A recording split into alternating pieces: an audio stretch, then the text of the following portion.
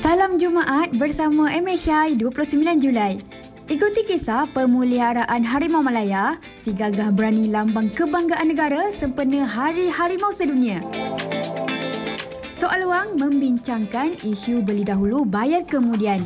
Tahukah anda apakah yang dimaksudkan dengannya? Teruskan 1 jam bersama Haziq dan Anim.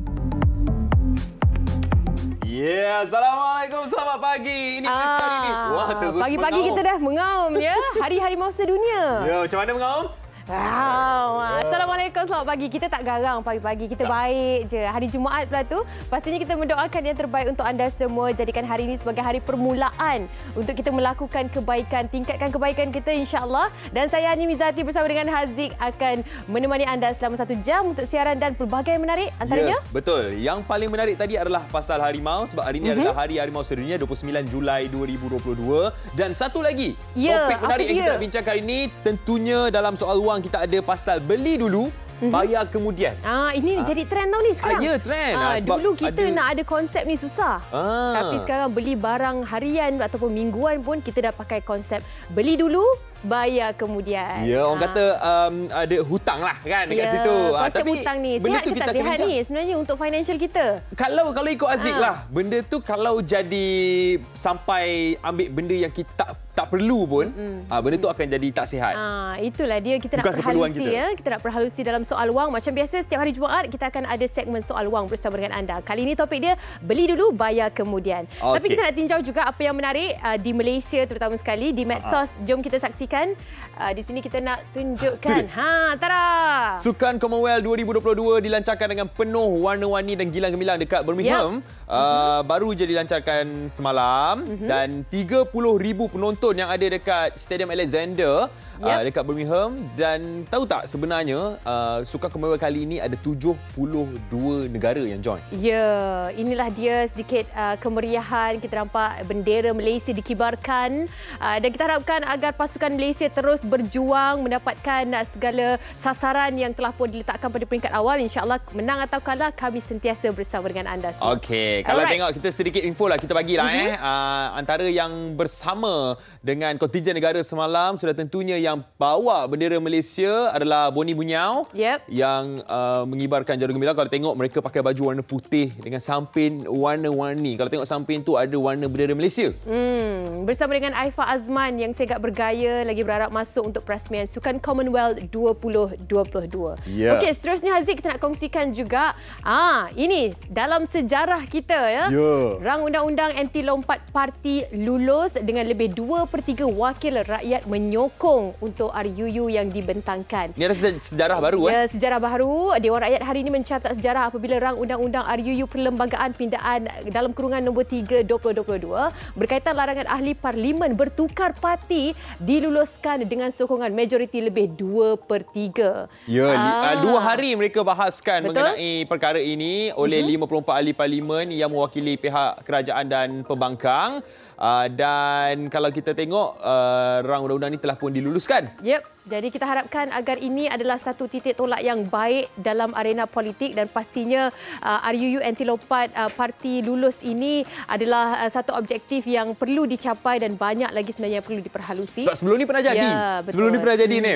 That's why mereka bahaskan dan mereka telah pun meluluskan rang undang-undang anti lompat parti ini. Okey. So itu adalah antara apa yang menarik dekat media sosial. Tapi apa yang kita bincangkan tadi adalah pasal Hari Harimau Sedunia. Jom kita bersama-sama dengan seorang individu yang pastinya akan berkongsi dengan kita bersama dengan Hari Harimau Sedunia ini. Apakah yang mungkin perlu kita bahaskan? Silakan Haziq mungkin nak perkenalkan tetamu istimewa kita. Yang bersama dengan kita pagi ini adalah Pengarah Bahagian Konservasi Hidupan Liar Jabatan Penghilitan Semenanjung Malaysia iaitu Encik Muhammad Taufik Abdul Rahman. Assalamualaikum Encik Taufik. Waalaikumsalam. Terima kasih. Apa-apa kita nak cakap selamat Hari Harimau Sedunia dulu. Selamat Hari Harimau Sedunia. Tarikhnya hari ini ya? Ya, hari ini. 29 Julai. Ya. Siapa yang lahir pada 29 Julai ni ingat ya, anda sama hari jadi dengan harimau. Okey, kita nak cerita tentang perkara yang lebih perlu kita pandang serius lah ya, tentang populasi dan juga bagaimana keadaan. Sebenarnya apa yang kita perlu tahu tentang statistik terkini populasi harimau di Malaysia terutama sekali, silakan. Okey, terima kasih Anim, Aziq. statistik terkini berdasarkan kita punya dapatan hasil daripada First National Tiger Survey yang telah kita jalankan daripada 2016 hingga 2020. Jadi kita dapati jumlah itu adalah kurang daripada 150 ekor. Okey. Sekarang? Pada selepas selesai kita menjalani survei tersebutlah. Okay. Jadi kalau kita tengok memang daripada awal 50-an sehingga kini maknanya trend tu berterusanlah merosot daripada sekitar 3,000 pada tahun 50-an. Dan menurun sehinggalah ke angka yang kita ada pada masa inilah. Harimau belang kat Malaysia kita panggil harimau Malaya.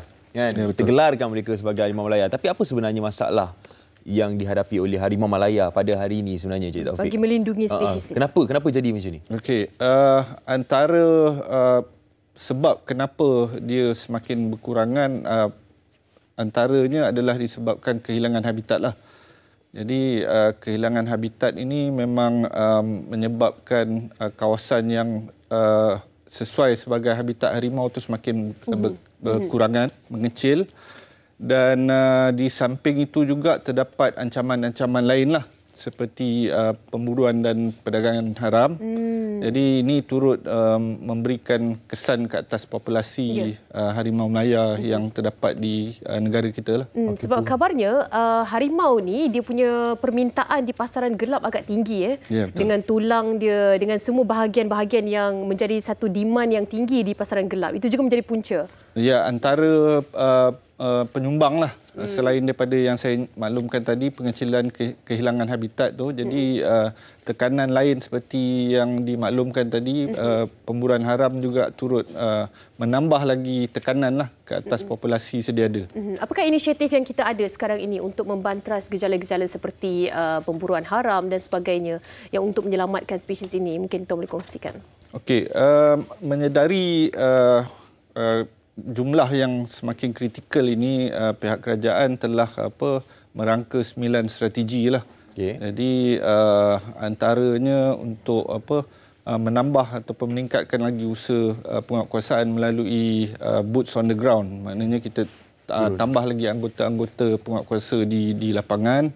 Kemudian kita ada banyak lagi ni antaranya mewujudkan biro jenayah hidupan liar di bawah PDRM, menubuhkan unit konservasi harimau di bawah Jabatan Perhilitan sendiri, dan ada beberapa lagi termasuk mewujudkan MyTTF, Malayan Tiger Task Force, yang mana dipengerusikan sendiri oleh Yang Amat Berhormat Perdana Menteri sendiri sebagai satu platform untuk bekerjasama dengan kerajaan negeri. Dan berapa lagi lah dia punya strategi termasuk untuk menguruskan habitat dengan lebih baik lah. Jadi secara umumnya tiga perkara yang kita nak address dalam 9 tindakan ini untuk mengurangkan penurunan populasi tadi, meningkatkan tadbir urus pengurusan harimau dan memastikan kelangsungan hidup harimau Malaya. Okey, tapi bukan setakat Malaysia je ada harimau belang. Ada banyak lagi negara lain yang turut ada spesies harimau belang ni. Jadi mungkin Malaysia ada menjalinkan hubungan dengan negara-negara yang juga mempunyai spesies harimau belang ni, dan konsep kerjasama apa yang dijalankan antara Malaysia dan negara lain ni? Ya, memang betul. Kita Malaysia merupakan salah satu daripada 13 buah negara yang mempunyai harimau lah di negara masing-masing. Jadi pada tahun 2010 telah ada satu Tiger Summit di Rusia. Tiger Summit Tiger Summit dipanggil Global Tiger Summit. Macam convention lah. Ya, maknanya dihadiri oleh ketua-ketua negara daripada 13 negara ini. Baik. Dan negara-negara ini telah bertekad untuk meningkatkan lagi bilangan populasi harimau di negara masing-masing lah. Jadi usaha ni telah didokumentkan sebagai deklarasi Saint Petersburg lah pada masa itu. Okey. Jadi itu antara di peringkat antarabangsa lah. Jadi di bawah deklarasi tersebut juga negara-negara yang mempunyai harimau ni dikendaki menjalankan usaha-usaha konservasi lah bagi meningkatkan populasi di negara masing-masing. Selain daripada kita turut berkongsi pengalaman lah, bertukar-tukar pengalaman dengan negara-negara yang mempunyai populasi harimau seperti India contohnya. India ni dia dah berjaya meningkatkan, mencapai sasaran dia lah. Jadi memang kita banyak ada program latihan dan sebagainya lah. Dan so Malaysia bakal dapat capai tak? Kita melalui 9 tindakan tadi dan juga kerjasama semua pihak, kita harapkan memang kita berjaya untuk pertama menstabilkan populasi itu dan seterusnya meningkatkan bilangan itulah. Tapi dia akan mengambil masa lah. InsyaAllah. Kita doakan sama-sama semoga populasi harimau belang di Malaysia ni dapat ditingkatkan dan kita dapat menjaga spesies harimau belang ni. Okey. Jadi dan Tuan, mungkin apa yang nak kita sampaikan kepada rakyat di luar sana, terutama sekali kamilah sebagai masyarakat, apakah tindakan yang terbaik yang boleh kita contribute bersama-sama untuk menjaga, menstabilkan populasi pertama sekali dan mungkin meningkatkan populasi dari sudut kita punya usaha? Okey. Sebagai rakyat Malaysia, saya rasa semua pihak perlu bersama-sama dalam usaha inilah, kerana dari segi usaha pemeliharaan ni memerlukan kerjasama semua pihak lah. Jadi kalau hanya mengharapkan jabatan kerajaan seperti perkhidmatan, kita memang tidak mampulah untuk mencapai apa yang kita hasratkan itu. Jadi jadi semua lapisan masyarakat perlu terlibatlah, bukan sahaja agensi kerajaan. Sebagaimana yang sedang berlaku sekarang ni, memang di peringkat agensi kerajaan kita bersama PDRM dan sebagainya memang sedang melakukan kerja-kerja penguatkuasaan di lapangan, tapi juga entiti-entiti korporat dan sebagainya yang mana boleh memberikan sumbangan-sumbangan dalam banyak bentuk lah untuk membantu terlibat dalam kita punya usaha ini. InsyaAllah sama-sama kita doakan agar segala usaha yang dibuat oleh Jabatan Perkhidmatan Semenanjung Malaysia dapat membuahkan hasil. Dan nanti hari Isnin kita akan ada laporan khas daripada Pusat Konservasi Hidupan Liar pada hari Isnin nanti di Sungai Perak, betul. Jadi wartawan kami sempat meninjau keadaan di sana dan nak kongsikan bersama dengan anda hari Isnin nanti di Malaysia hari ini. Terima kasih kita ucapkan kepada Encik Muhammad Taufik Abdul Rahman, Pengarah Bahagian Konservasi Hidupan Liar Jabatan Perkhidmatan Semenanjung Malaysia. Seperti dengan Hari Harimau Sedunia 2022. Jadi pastinya kita harus berganding bahu untuk memantapkan lagi usaha ini sampai kepada standard yang telah pun ditetapkan, insya-Allah. Terima kasih Encik Taufik. Dan kejap lagi kita tak lama lagi akan masuk ke tahun baru. Betul. Untuk tahun Islam, tahun Hijrah. Jadi 1444 Hijrah. Kejap lagi kita akan cerita mengenai keajaiban bulan Muharram. Betul. Bersama dengan Haziq bersama dengan Haziq ya, betul. Dan juga ikuti kami untuk segmen soal wang. Beli dulu, bayar kemudian. Okey, seketika nanti hanya di Malaysia. Sekejap, saya nak beli dulu. Bayar nanti Bayar nanti. Jangan lupa bayar. Betul, saya bayar kejap lagi.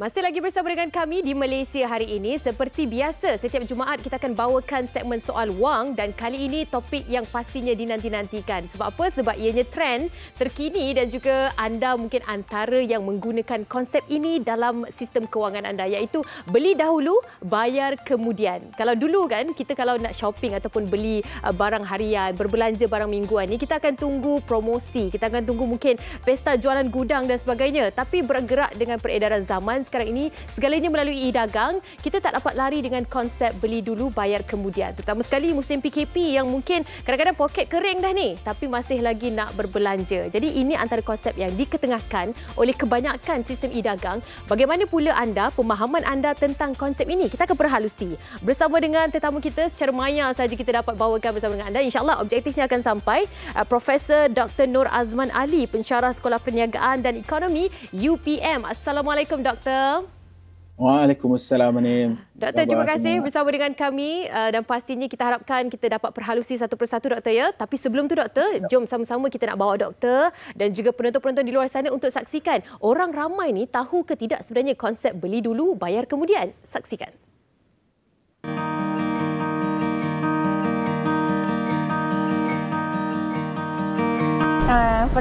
Pernah. Saya pernah dengar banyak e-dagang dengan platform-platform yang telah menyediakan perkhidmatan bayar kemudian dan beli dahulu.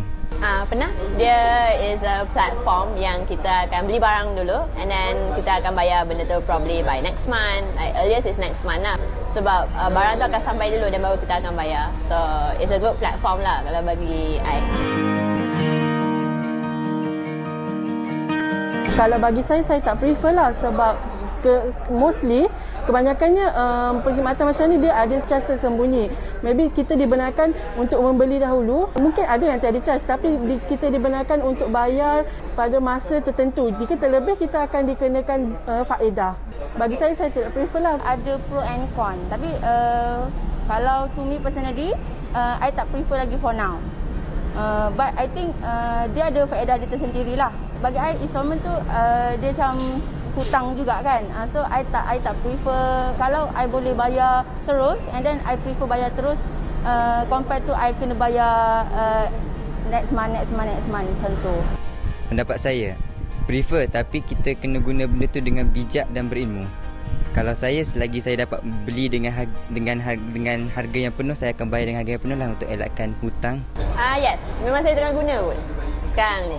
Sebab saya pun tak tahu nama saya pakai, tapi saya pakai sebab dia memudahkan saya. Sebab saya ada banyak kucing kat rumah, so saya beli makanan kucing. So sebab kita tak nak predict tahu bila makanan tu akan habis. So memang saya, kalau memang macam kadang-kadang tengah-tengah bulan kan, kita macam tak berapa nak ada duit sangat or kita ada komitmen lain, so I would prefer to use. Baik, itu kata mereka. Mereka faham tentang konsep beli dulu, bayar kemudian. Tapi kita bersama dengan yang lebih arif dan juga pakar untuk perhalusi. Prof, bagaimana konsep yang perlu kita fahami? Apa sebenarnya yang dikatakan pay later ataupun beli dulu, bayar kemudian ini, Prof? Silakan.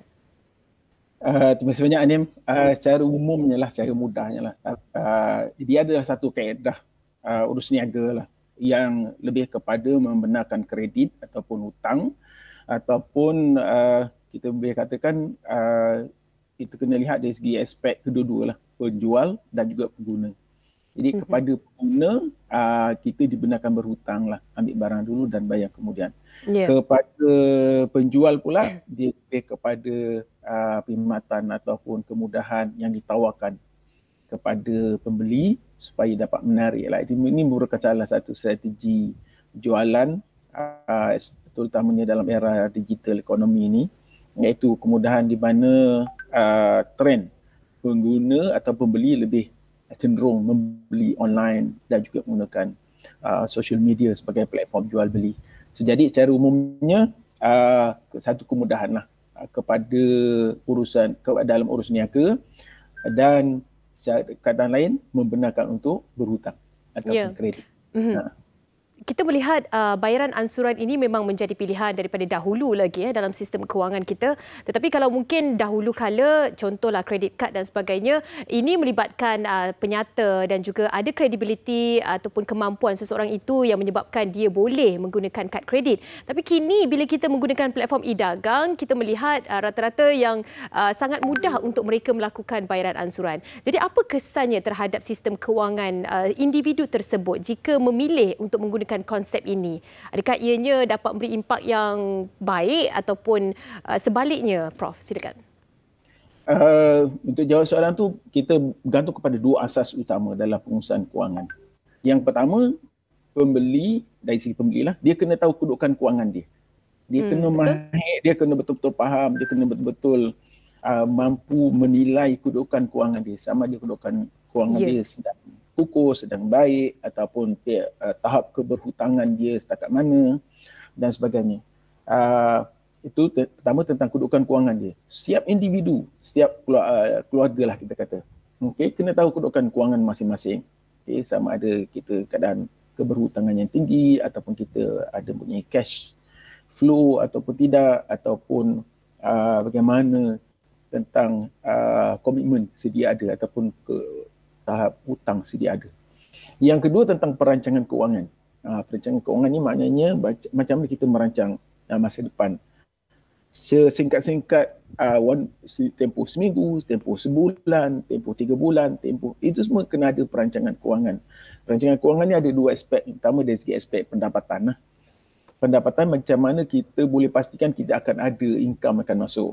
Sebab kita berhutang, tadi kita dah kata tadi. Kata pay later ni mana kita berhutang. Make sure bila sampai masa kita kena bayar, kita ada duit. Kena ada duit. Kalau tak, sudah tentu adanya unsur-unsur penalti, unsur-unsur tindakan undang-undang dan sebagainya. Kita tak nak. Jangan sampai kita bermasalah lah dengan keberhutangan ni. Dan yang kedua dari segi aspek perancangan pendapatan lah. Yang kedua dari segi aspek disiplin kemampuan membayar. Ada orang dia ada duit boleh bayar, tapi dari segi disiplin dia ambil keputusan untuk tangguh. Walhal dia boleh bayar cash. Walhal dia boleh bayar tempoh yang ditentukan supaya kita ikut kepada perjanjian ataupun terms terma yang ditetapkan. Buy now, pay later kadang sebulan, kadang 3 bulan, kadang 6 bulan. Kena dari segi perancangan kewangan kita kena disiplin diri kita yang kita akan ikut kepada perjanjian, peraturan, terma dan sebagainya. Jangan sampai kita melibatkan diri kita kepada permasalahan yang lebih besar dari segi kedudukan kewangan. Baik. Prof, bila kita melihat kepada keadaan sekarang ni, kadang-kadang bahan ataupun barang mingguan pun kita menggunakan konsep beli dulu bayar kemudian ni kan. Jadi bila seseorang itu terlibat dalam konsep ini dalam sistem kewangannya, macam kalau kita bergantung kepada bank, mungkin nama kita kalau tak bayar akan diletakkan dalam list yang tertentu dan sebagainya. Tapi kalau di konsep e-dagang ini, bagaimana? Mungkin seseorang itu sampai satu masa kadang-kadang hutang sampai beratus-ratus ataupun ribuan cecahnya sebulan. Tapi mereka tak mampu bayar pada saat yang perlu dibayar. Adakah nama kita juga akan di blacklist dalam mana-mana platform? Terima kasih Anim. Saya respon dari segi 2 aspek. Yang pertama dari segi aspek individu lah, aspek pengguna. Pengguna kena cerdik, pandai menilai keperluan dalam urusan membeli, membezakan antara keperluan dengan kehendak. Bahasa Inggeris kita panggil needs and wants lah. Saya bagi contoh mudah lah. Sekarang ni handphone ni consider keperluan dah sekarang ni. Itu keperluan untuk beli handphone misalnya. Contoh online dan pergi kedai beli dan sebagainya. Tapi kehendak kita sebab handphone ni kalau kata jurang harga dia ketara. Ada yang 600 pun kita dah boleh beli handphone. Ada sampai 6,000 pun ada. So itu sama ada kita nak beli jenama yang macam mana, ada spesifikasi yang macam mana. Itu adalah kehendak. Jadi pengguna kena bijak menilai sama ada dia ambil keputusan membeli dengan secara kredit ni ia merupakan keperluan. Kalau tak beli tak boleh. Kalau misalnya makanan, misalnya benda-benda asas, itu kita panggil keperluan. Kehendak kita boleh timbang saya balik pada pertimbangan kedudukan kewangan kita tadi. Kalau kedudukan kewangan kita baik, kukuh dan kita boleh merancang dengan baik, tak ada masalah beli jenama yang mahal, makan makanan yang dia ukur di badan sendirilah. Prof, kita melihat pada kemampuan kita. Prof, mungkin Prof boleh sentuh juga macam kita beli barang makanan kan. Contohnya setiap minggu kita beli barang makanan tapi kita hutang, bayar 3 kali. Tapi tak sampai 2 hari makanan dah masuk dalam perut dah tu. Kita dah bagi kepada keluarga, anak-anak sebagainya kan. Ada pandangan tak? Kita nak minta pandangan sikit tentang konsep ini. Adakah sesuai untuk kita guna pakai dalam keluarga kita untuk konsep beli dulu bayar kemudian ni? Dari segi kalau nak tanya dari segi hukum kena bincang yang lebih orang yang lebih arif lah dari segi hukum kalau kata hukum. Tapi dari segi yang macam kita kata tadi, transaksi jual beli ada terma. Kalau memang dibenarkan, ambil dulu, bayar kemudian, tak ada masalah pada saya. Tapi balik kepada asas, keperluan, kehendak, kedudukan kewangan, disiplin, boleh bayar balik dan sebagainya. Yang kedua, tadi Anim ada sebut tentang kedudukan keberhutangan tadi. Memang ada satu kita panggil general guideline lah. Ada yang kata 55%, ada yang kata 60%. Okay, lebih kurang range, itulah saya kata. Iaitu, jangan sampai kita dalam keadaan keberhutangan lebih daripada 60%. 60% daripada kemampuan kita bayar balik, daripada pendapatan kita dan sebagainya. Dan kalau lebih daripada 50%, kita takut ada keperluan asas yang kita tidak boleh berhutang lagi, kita tersangkut kat situ. Setuju. Prof, ada juga Prof yang memilih untuk menggunakan konsep ini disebabkan ada potongan. Macam contohnya ada satu aplikasi yang menawarkan potongan 25% jika anda menggunakan konsep pay later, beli dulu bayar kemudian ni. Jadi itu juga adalah satu tarikan bagi kita yang kadang-kadang ada je cash nak bagi ni, nak bayar. Tapi disebabkan ada potongan itu tertarik dengan konsep ini. Pandangan Prof macam mana Prof untuk konsep begini? Saya rasa sekarang ni pembeli perlu bijak dan ramai yang dah bijak dah pun. Kita boleh banding harga sebenarnya. Kawan ni kata dia boleh diskaun 25%. Ini, minta maaf saya guna. Kita bila masa kita boleh banding harga. Betul ke dia bagi diskaun 25% tu? Harga asalnya berapa diskaun 25%? Sebenarnya kita komit kena bayar tu. Kadang-kadang ini memang business strategy lah kita kata. Kita kena faham, kita pembeli, kita kena faham bagaimana penjual macam mana pun tidak akan rugi. Mereka tak akan rugi. Walaupun mungkin beri 25% diskaun, berapa harga asal tu? 25% daripada berapa tu? Dan kalau kita beli tu naik, berapa sebenarnya kita kena bayar? Ataupun kita compare dengan penjual-penjual yang lain. Jangan terus buat keputusan dengan ikut kehendak. Lebih kepada ikut ambil masa sikit untuk apply. Sekarang kita ada platform media. Okay? Kita boleh compare harga sebelah-sebelah. Okay? Betul. Tengok perbandingan harga tu memang terletak pada hak kita sebagai pengguna untuk menilai kan. Prof, mungkin yang terakhirnya Prof, bagaimana kita nak klasifikasikan sebagai konsep ini? Adakah ianya sihat untuk sistem kewangan kita di musim hadapan ataupun di masa akan datang sebagai kita anak-anak muda di luar sana yang ada komitmen, tapi konsep ini sesuai ke tak sesuai, sihat ataupun tidak untuk sistem kewangan kita? Prof, silakan. Saya balik kepada asasnya saya tekankan tadi. Kalau kedudukan kewangan kita baik, kita mampu merancang pembelanjaan dan pendapatan kewangan kita dengan jelas, dan memang ini merupakan satu kemudahan kepada kita, tak ada masalah. Ini satu perkara yang baik. Dan juga saya juga suka ingin melihat dari segi peniaga lah, penjual. Dan penjual kalau ini menganggap ini sebagai salah satu strategi perniagaan yang kalau dia tak buat, orang lain akan buat, kepada peniaga pun ini satu pendekatan yang baik. Ya. Balik kepada asas supaya kita tidak dalam keadaan keberhutangan yang berat, tinggi. Yang kedua, kita mampu bayar balik.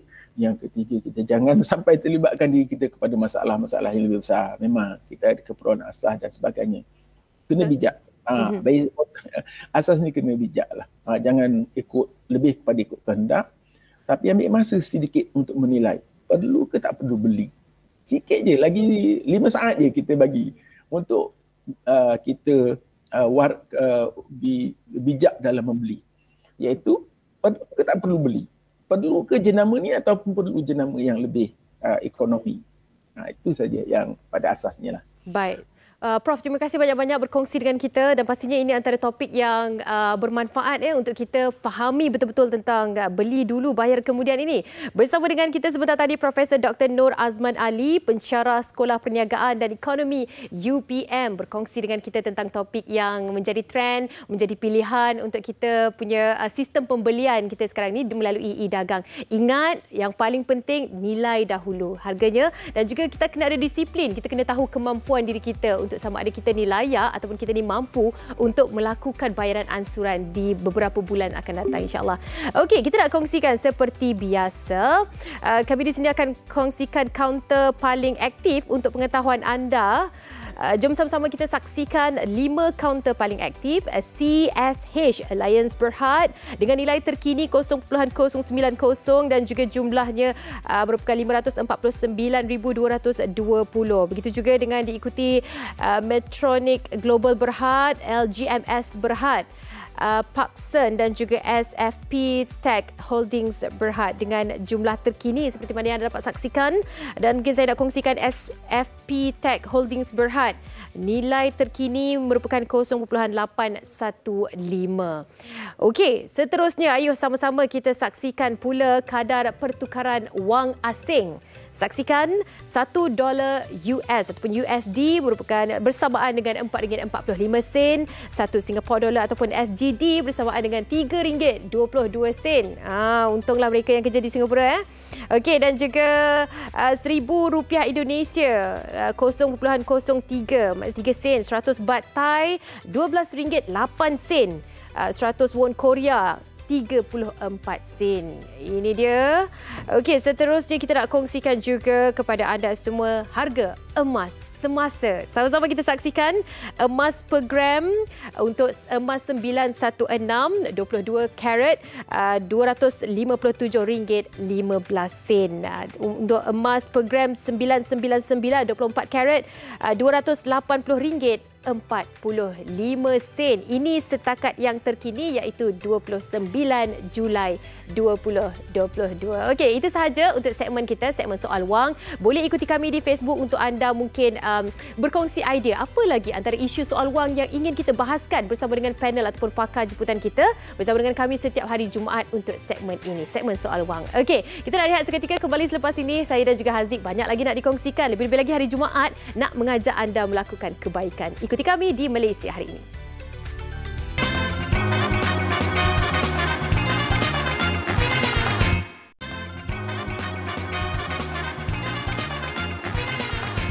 Saya berbangga dapat bersama-sama membantu membina Masjid Nurul Islamiah Sungai Chio, Rawang. Infak anda bukan saja akan disalurkan untuk pembinaan semula Masjid Nurul Islamiah Sungai Chio, Rawang, tetapi infak anda juga akan disalurkan ke dana pembinaan dan pengurusan Ma'had Tahfiz Sains Fatimah Az-Zahra Gombak. Fastabiqul khairat.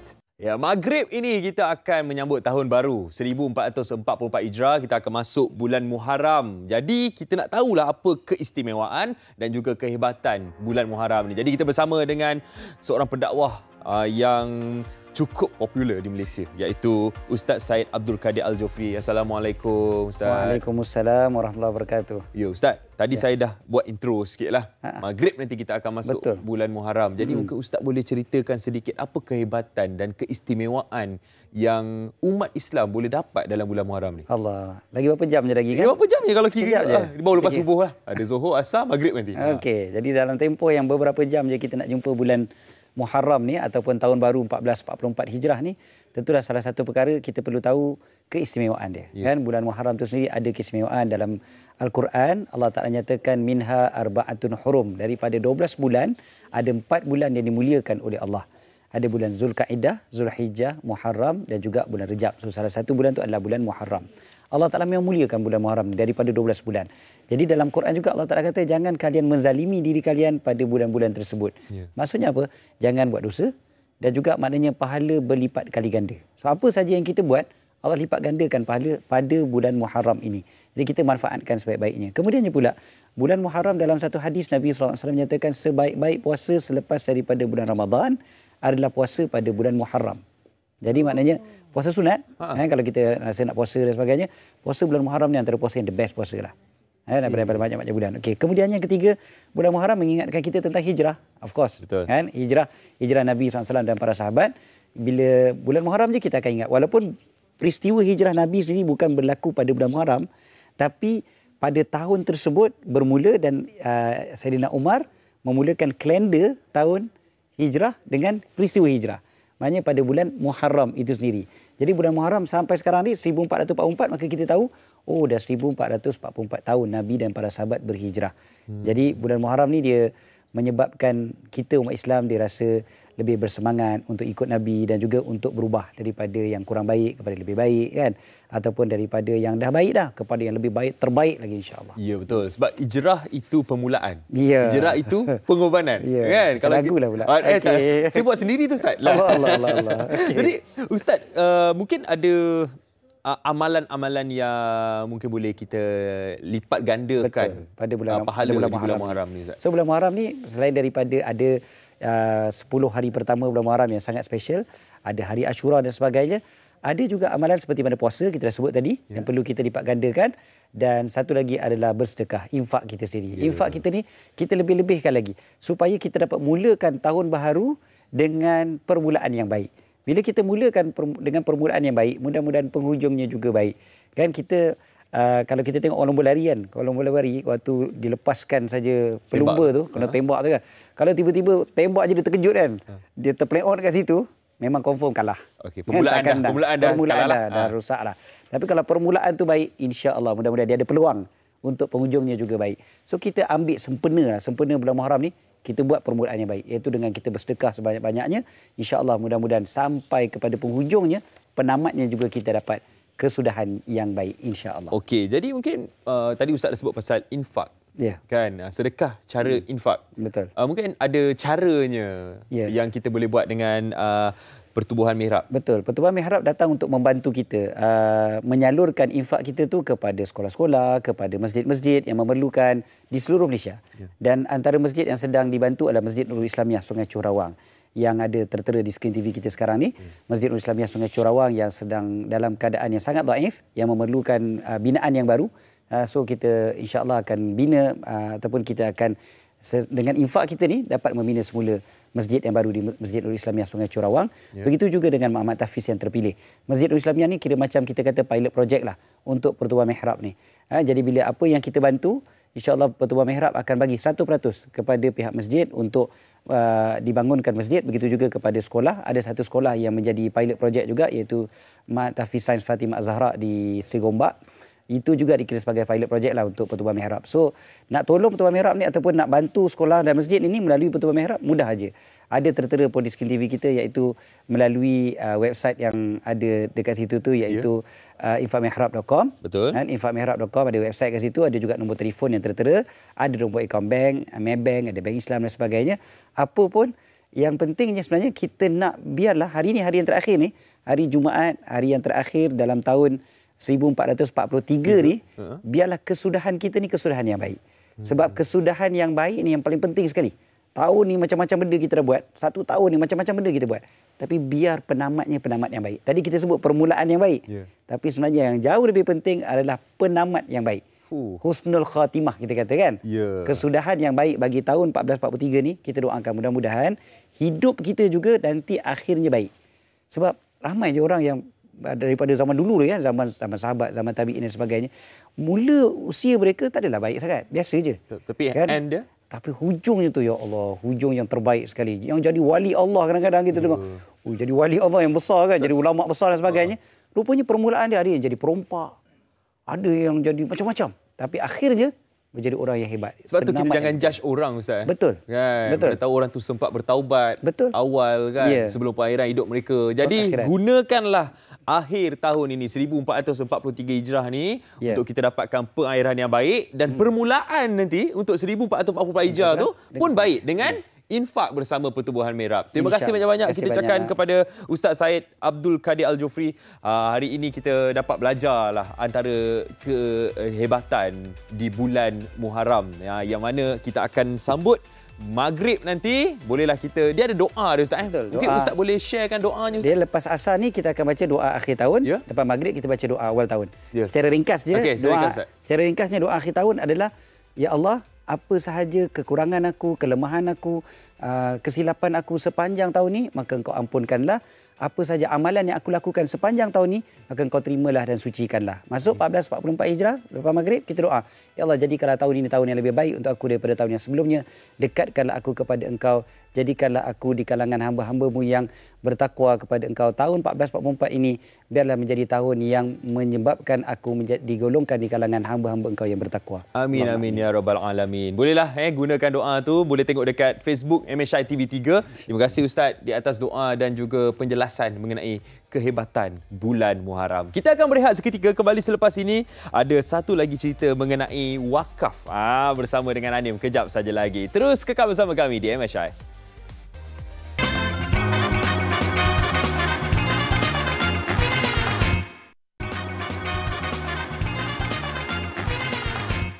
Hari Jumaat, kini waktu 10.18 pagi. Baik, kepada anda semua yang baru saja mengikuti kami, kita nak ajak anda jadikan hari ini sebagai hari yang baik untuk permulaan kita, bersedekah, melakukan kebaikan insya-Allah.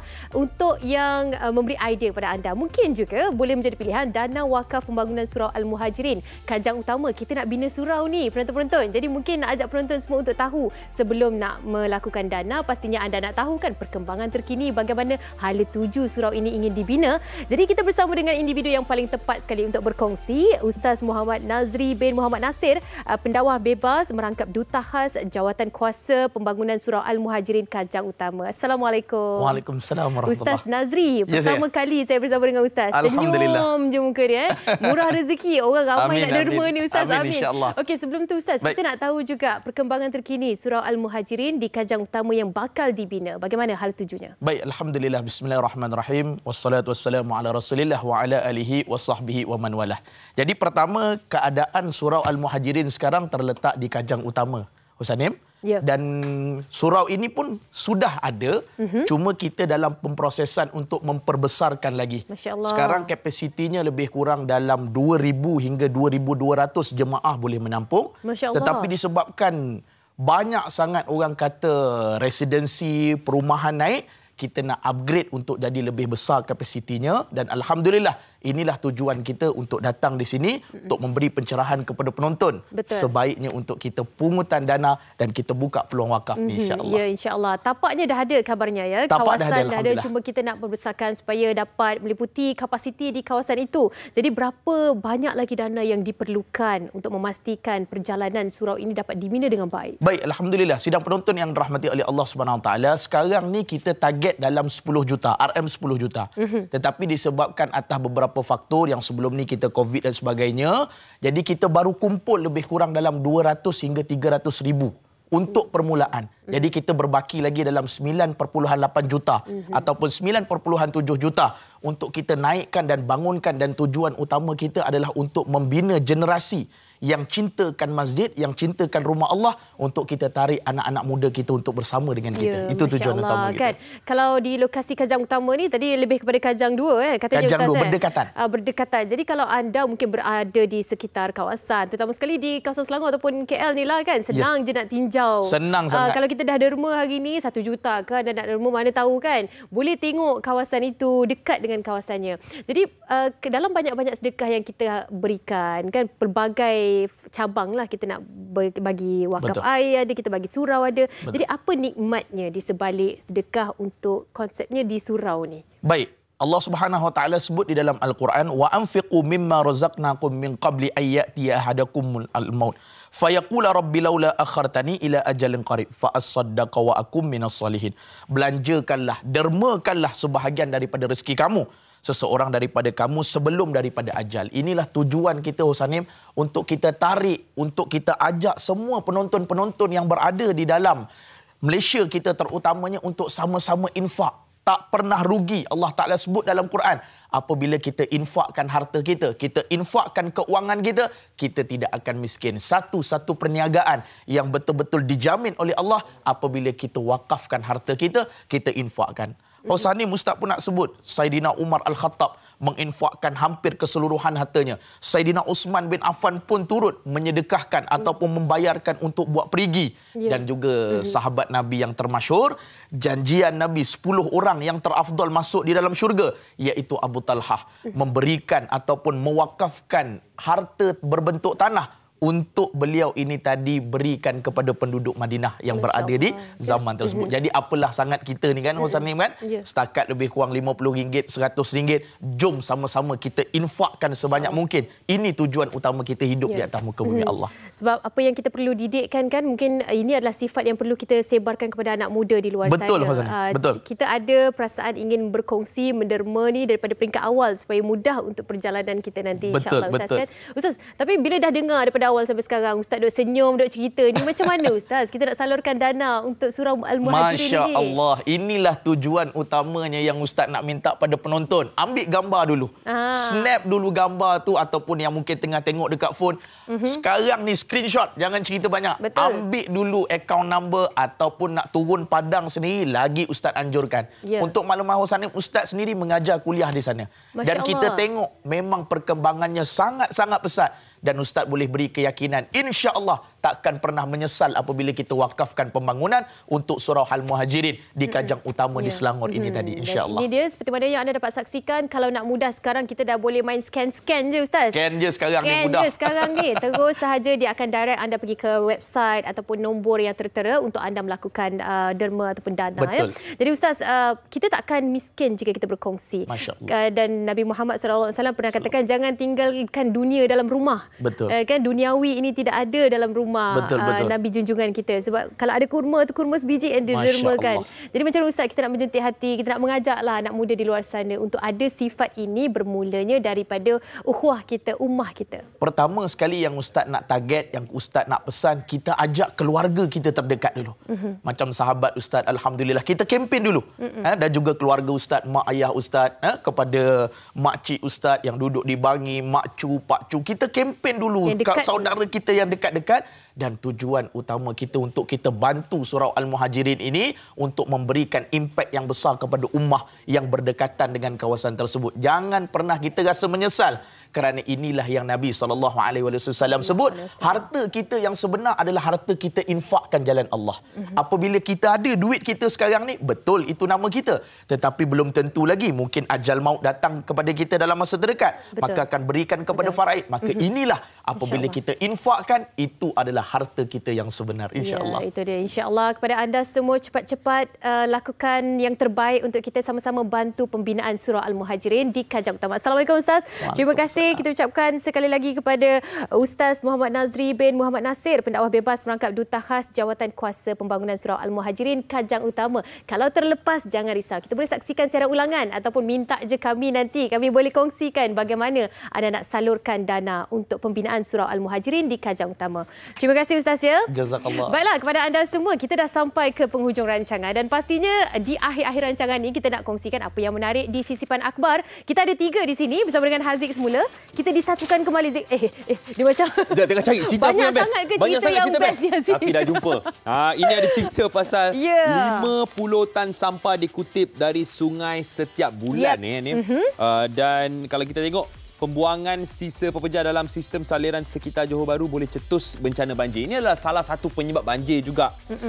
Dan disebabkan sungai yang jadi tong sampah. Orang buang sampah dekat dalam sungai dan kita sebagai warga negara Malaysia, kita kena jaga alam sekitar. Betul. Kita kenalah buat something untuk kita sedih tau benda ni sebenarnya banjir. Bila kita tengok balik kan. Kita bila melihat kepada isu-isu ini, kita sampai katakan kita dah tak ada tong sampah ke? Kita dah tak tahu ke mana kita punya sifat untuk rasa bersih, rasa melihat kepada keindahan yang semula jadi, keindahan yang baik kan. Mungkin ini perlu kita bawakan topik, perlu perhalusi bagaimana untuk kita tidak mengambil isu ini tidak serius. Sampaikan pernah jadi 80 tan kutipan sebulan. Itu banyak ni. Betul. Lebih-lebih lagi musim-musim perayaan, musim yang yalah kita banyak makanan kita tahu kan, banyak makanan kan. Okey, seterusnya di Harian Metro kita nak kongsikan ejen hartanah maut ketika rawatan rasukan bomoh. Ini cerita yang berbeza sedikit. Di muka hadapan Harian Metro, seorang wanita yang sedang menjalani rawatan tradisional dengan seorang bomoh maut dalam kejadian di Pandan Perdana, Kelmarin. Sebelum itu, mangsa bersama ibunya berjumpa dengan bomoh terbabit bagi berubat selama seminggu katanya. Bagaimanapun ketika proses rawatan mangsa mengalami histeria, lalu bomoh berkenaan memukul tubuh wanita itu hingga tidak sedarkan diri sebelum disahkan meninggal dunia. Berita lanjut anda boleh baca di halaman keempat ini. Seperti mana yang anda dapat saksikan, mati selepas seminggu berubat. Allahu Akbar. Okey, dan satu lagi. Ini kalau kita baca dekat News Straits Time, ada satu berita di muka surat 4, Indonesia lifts ban on workers to Malaysia.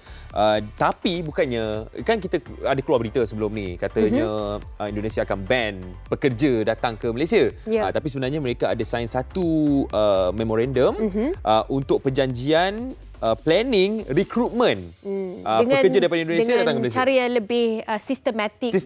Yes. Pastinya. Okey, itulah beritanya. Baik, esok apa yang menarik tu Haziq? Okey, besok saya bersama dengan Dayah besok. Kita ada pelancaran Bulan Kebangsaan dan juga kibar Jalur Gemilang. Ya, jadi semangat Jalur Gemilang esok kita bawakan bersama dengan Haziq. Haziq dia akan bungkus badan dia pakai bendera. Saya akan pakai baju Melayu Jalur Gemilang dan jangan lupa tengok pukul 8.30 pagi. 9.30 pagi. Awal betul 8.30 saya sampai sini. Banyak sangat job member sebelah. Okey, terima kasih kepada anda semua sentiasa menyokong kami. Jangan lupa untuk follow kami di Facebook dan juga Instagram MHI TV3. Assalamualaikum. Assalamualaikum. Selamat tahun baru. Mak Lizra.